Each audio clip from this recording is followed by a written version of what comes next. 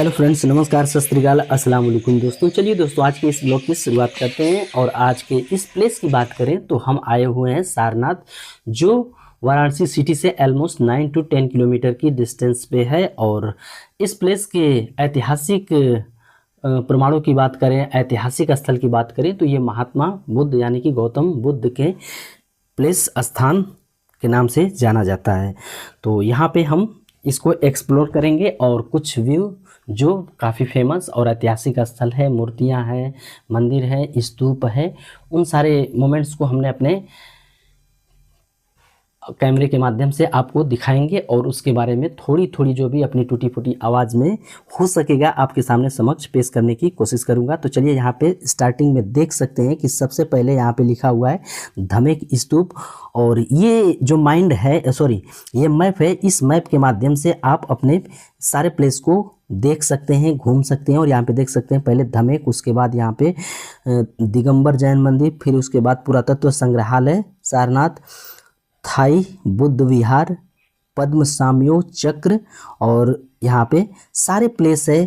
तो यहाँ पे सिर्फ अगर बात करें तो ये बौद्ध का ही नहीं बल्कि जैन का भी है, तिब्बती लोगों का भी है। ये सारे मंदिर, सारे विहार,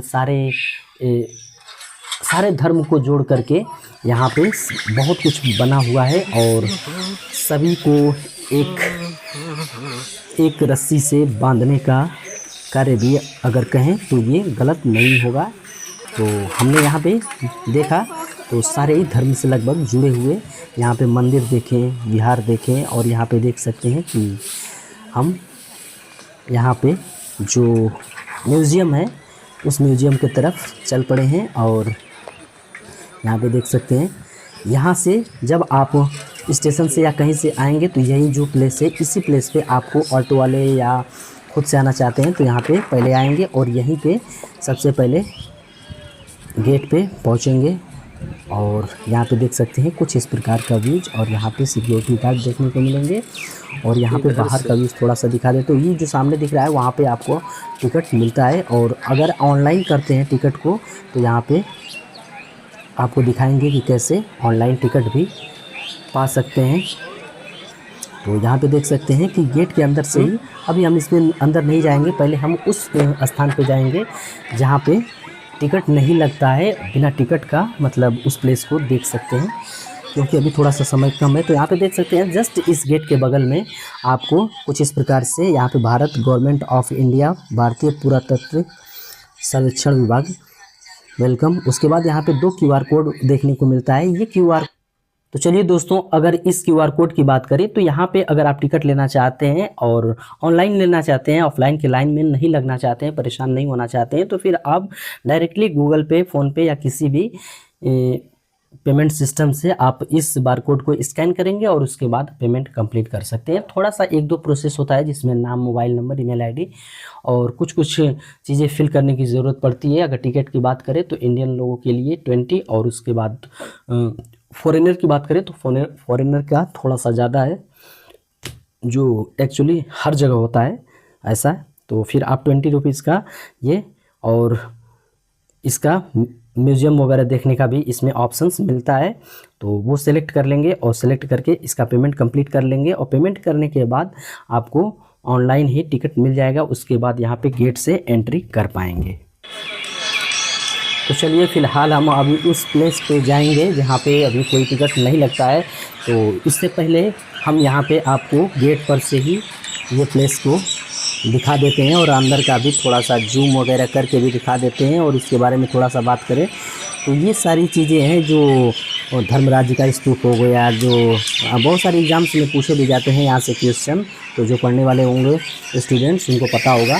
तो यहाँ पे जो अंदर का जो हमने जूम करके यहाँ पे दिखा रहे हैं, ये स्तूप वगैरह हैं। और ये सारे स्तूप उत्खनन में प्राप्त हुए हैं। और यहाँ पे बीच बीच में पुरातात्विक सर्वेक्षण विभाग द्वारा यहाँ पे खुदाई चलती रहती है और यहाँ पे नए नए शोध होते रहते हैं। तो जैसे जैसे इतिहास में शोध होता है और वैसे वैसे पुरातात्विक सर्वेक्षण विभाग और आदेश देता है। और यहाँ पे देख सकते हैं पीछे यहाँ पे पूरा माइंड मैप यानी कि छोटा सा एकदम पूरा मैप यहाँ पे डिज़ाइन करके दिया गया है और कौन प्लेस किस स्थान पे है, कितनी दूरी पे है, ये सारा कुछ इसमें दिया गया है। और यहाँ पे सारा कुछ कम से कम 28 से 30-32 तक प्लेस है, जो क्योंकि जो नए होंगे, जो कभी नहीं जानते होंगे इन सब चीज़ों के बारे में, तो उनको पता नहीं होगा, उनको लगेगा कि सिर्फ एक धमेक ही है, लेकिन ऐसा कुछ नहीं है। धमेक है और स्तूप के अलावा यहाँ पे एक कुटी मंदिर, और इसके अलावा जो श्रीलंका से जुड़ी हुई अनंगपाल वगैरह, ये सारी शासक राजाओं द्वारा, या इसके अलावा जर्मनी से एक आया हुआ घंटा है।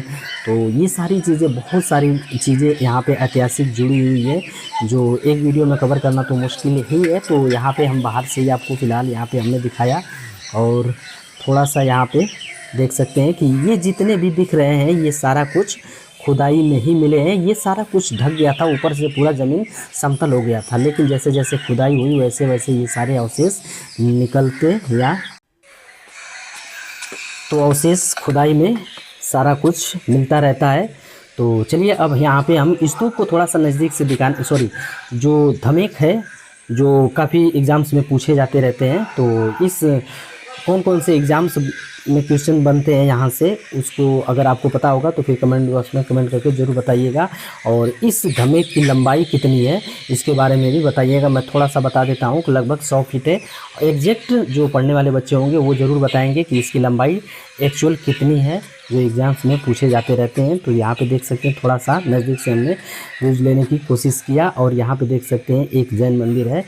तो यहाँ पे ये जैन मंदिर का यहाँ पे ऊपर का, और उसके बाद यहाँ पे थोड़ा सा आगे बढ़ते हैं, और यहाँ पे एक बड़ा ही दिलचस्प यहाँ पे एनवायरनमेंट देख रहे होंगे, पक्षियों की चहचहाट। और यहाँ पे एक बड़ी अच्छी बात हमने देखी कि यहाँ पे हम सुबह ही मॉर्निंग में, अर्ली मॉर्निंग हम पहुँच गए, तो यहाँ पे बड़ा ही एक अलग सुकून का, कहें तो सुकून वाला मोमेंट यहाँ पे देखने को मिलेगा। और यहाँ पे देख सकते हैं कि जो हमने किताबों में पढ़ा है, जो गौतम बुद्ध के जीवन को हमने पढ़ा है, वो सेम यहाँ पे महसूस हो रहा है कि यहाँ पे पीपल के वृक्ष के नीचे एक जो आस्था वाले अगर कह सकते हैं, या भक्त कहें, तो यहाँ पे देख सकते हैं वो मोमेंट आपको यहाँ पे देखने को मिल रहा होगा कि कोई यहाँ पे ध्यान कर रहा है।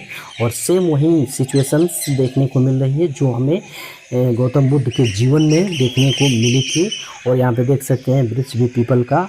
तो ये बड़ा ही दिलचस्प नज़ारा आपको देखने को मिलता है इस प्लेस पे। और यहाँ पे एक मंदिर है, श्री दिगंबर जैन मंदिर।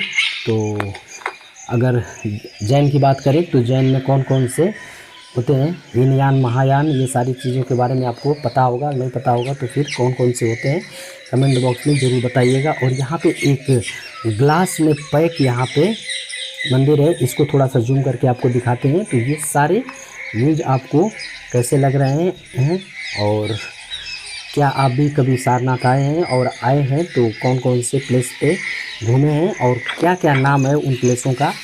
तो चलिए यहाँ पे इसको, स्तूप को हम दूसरे एंगल से भी अब दिखाने का कोशिश करते हैं, जो दूसरे साइड पार्क से हम जाएंगे, क्योंकि अभी तो अब हम आ चुके हैं पार्क साइड से। और यहाँ पे हम सुबह में ही आ गए हैं, तो जिसकी वजह से अभी जो मेन फ्रंट गेट होता है वो खुला नहीं है। तो यहाँ पे हम बैक साइड से ही एंट्री किए हैं, और यहाँ पे आपको धमेक स्तूप जो है वो पास से दिखाने का प्रयास करते हैं। तो चलिए यहाँ पे देख सकते हैं कि ये हमारे सामने धमेक स्तूप, और यहाँ पे देख सकते हैं कितना बड़ा है। और लंबाई के बारे में हमने बताया ही कि ऑलमोस्ट 100 फीट है, और एग्जैक्ट आपको लंबाई अगर पता होगा तो ज़रूर बताइएगा।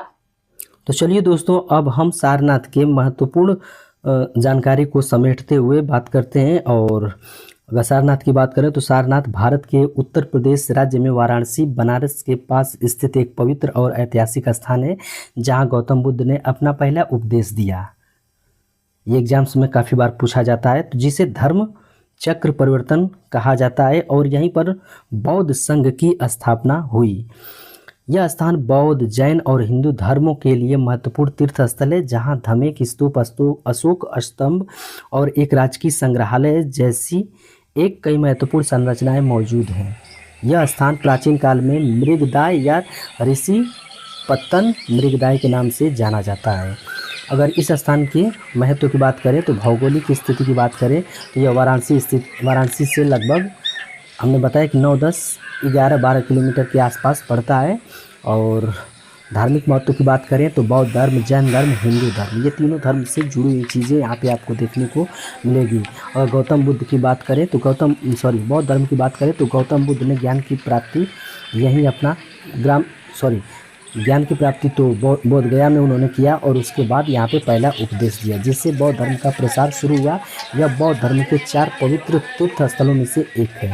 और जैन धर्म की बात करें तो जैन ग्रंथ इसे सिंहपुर कहते हैं और यहाँ जैन धर्म के 11वें तीर्थंकर श्रेयांसनाथ का जन्म हुआ था, ऐसा माना जाता है। हिंदू धर्म, यहाँ पे अगर हिंदू धर्म की बात करें तो यहाँ सारंगनाथ महादेव का मंदिर भी है, जहाँ सावन के महीने में लोगों का मेला लगता है।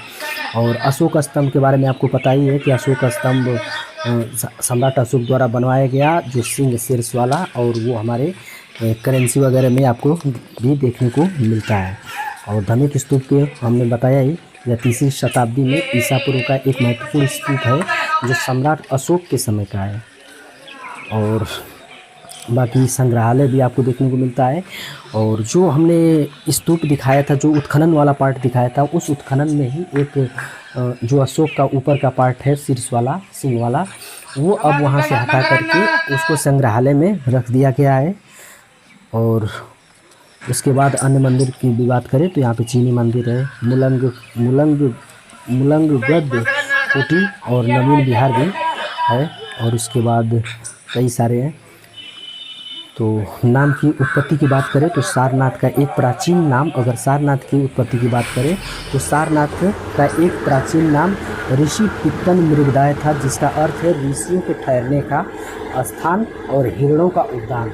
तो यहाँ पे एक हिरण उद्यान, मगरमच्छ उद्यान वगैरह भी देखने को मिलता है। और इसके अलावा भी कई जानवर, कई पालतू जानवर, कई जंगली जानवर आपको देखने को मिल जाएंगे। तो मृगदाव शब्द का अर्थ है वो स्थान जहाँ हिरणों का शिकार वर्जित था, ये स्वतंत्र विचरण कर सकते थे। क्योंकि गौतम बुद्ध के जीवन की बात करें तो हिरण उनके जीवन के बड़े ही करीब थे। और सारनाथ शब्द की उत्पत्ति संस्कृत के सारंगनाथ से मानी जाती है, जिसका अर्थ हिरणों का स्वामी है। तो ये रहा कुछ महत्वपूर्ण जानकारी जो सारनाथ से जुड़ी हुई है।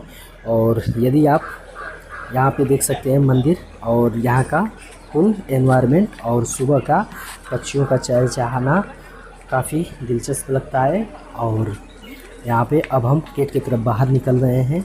तो चलिए, ये वीडियो कैसा लगा ज़रूर बताइएगा और आप भी आइएगा। तो यहाँ पे फ़ोटो, वीडियो और यहाँ पे काफ़ी अच्छा एनवायरनमेंट देखने को मिलता है। और यहाँ पे बहुत सारे फॉरेनर भी देखने को मिलता है, तो उनसे भी आप बात कर सकते हैं। काफ़ी अच्छे विचार के होते हैं। हमने कुछ लोगों से बात किया लेकिन हम इस वीडियो में उनको दिखा नहीं पाए।